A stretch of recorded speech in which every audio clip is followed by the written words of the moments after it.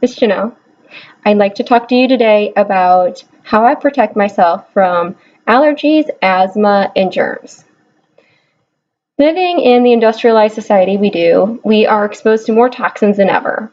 We can tell this is evident by the growing number of asthmatics and the severity of the reactions that kids are having today. When I was growing up, I had one friend who was asthmatic, and he had exercise-induced allergy or asthma, and we all played outside and ate anything that we wanted, and we had no EpiPen in sight. So allergies are anything that negatively irritates our body, especially our lungs, skin, throat, and eyes. And we need to protect our bodies from allergens because they stress our bodies in many ways and can cause long-term damage. The worst air allergens for me are animal dander, mold, perfume, pollen, dust mites, chemicals, and anything that grows outside. So I can't always avoid being around these things. So the thing that helps me reduce the number of allergic reactions that I have is to use filters.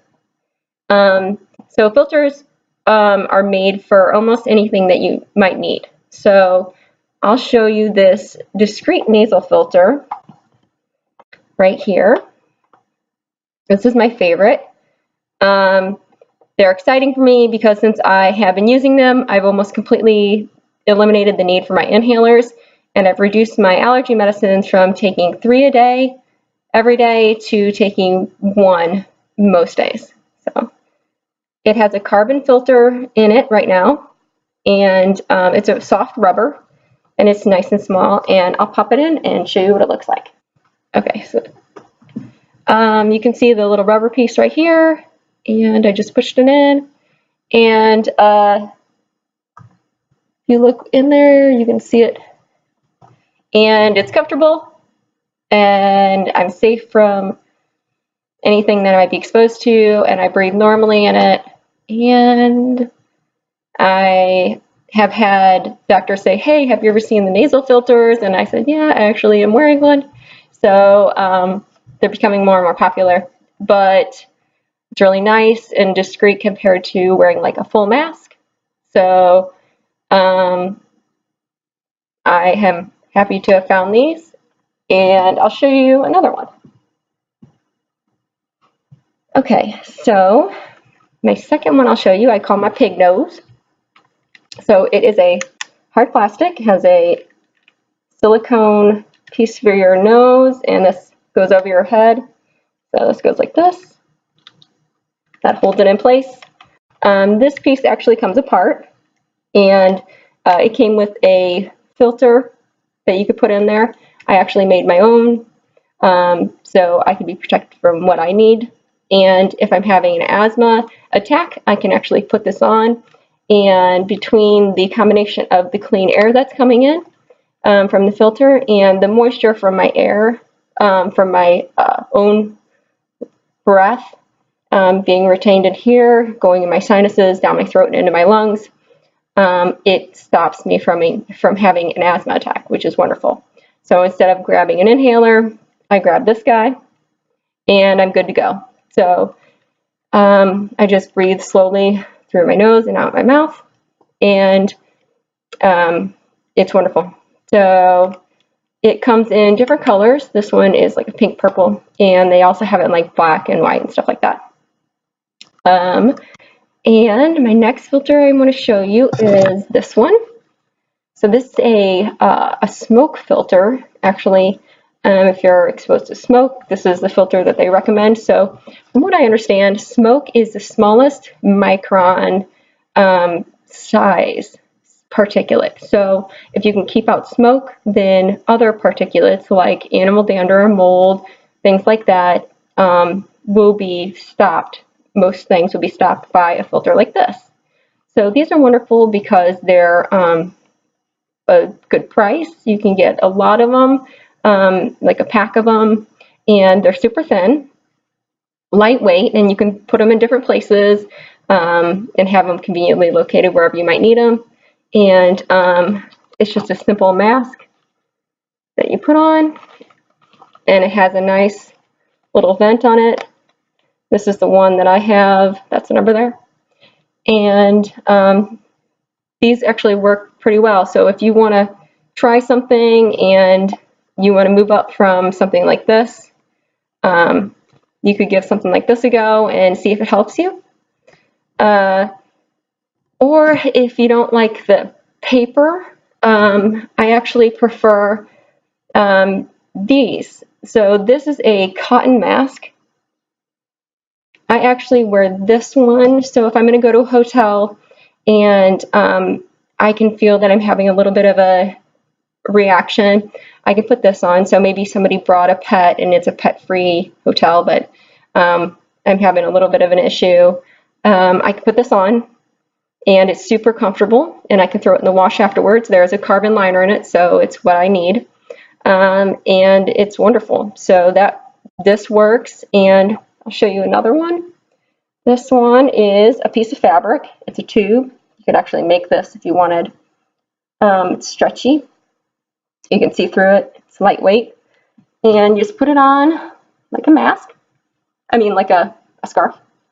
You fill it up, and you're good to go. These are good for if you have maybe exercise-induced asthma, to keep your breath warm. And I actually wear these two together, and I don't feel like I'm going to suffocate, so I can put those together. So basically, those are the filters that I've learned that work for me. And one filter that I find vitally important to change is the one in my car. Most people don't even know that they have a filter in their car for the cabin air, but you do. So this is mine. This little guy here, and mine's located behind my glove box. So I pop my glove box out, and there's a little tab in there. It's right in behind.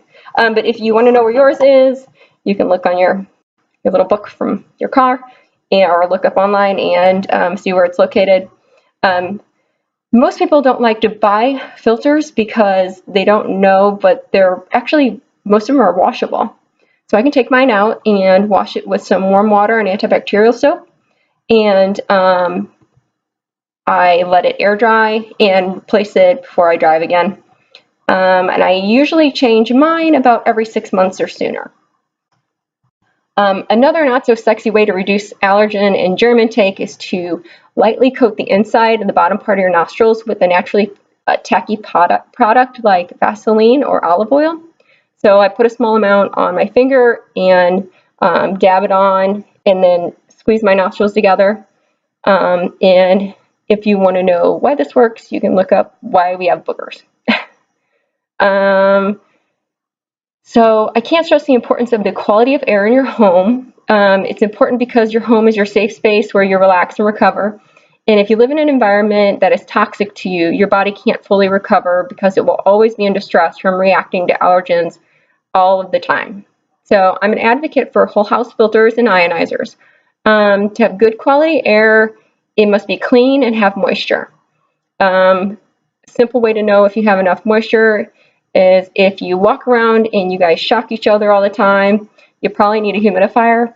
Or if you notice that, on the other hand, you have mold or your clothes smell musty, you might have a space where the moisture is coming in, and you might want to possibly call a mold specialist to see if they can locate where the problem is stemming from. So one other thing, home tip that I have is I prefer using my gas fireplace as my source of heat. So we let the fireplace burn and use the house fan to circulate the air. Doing this heats the entire house efficiently, and the gas fireplace produces a much cleaner heat than the furnace. Wood fireplaces are horrible for me because they burn the wood that I'm allergic to, and basically the wood is cut from the trees that I have an allergy to. So smoke from anything will irritate the body. So something completely unrelated, but still related, is if basically I'm making a plea that if you're sick, please, please, please stay home.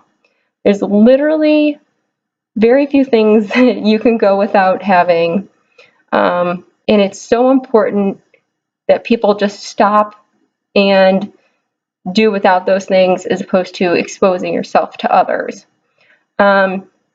Stay home, keep your windows shut, and don't invite others to come over to your house.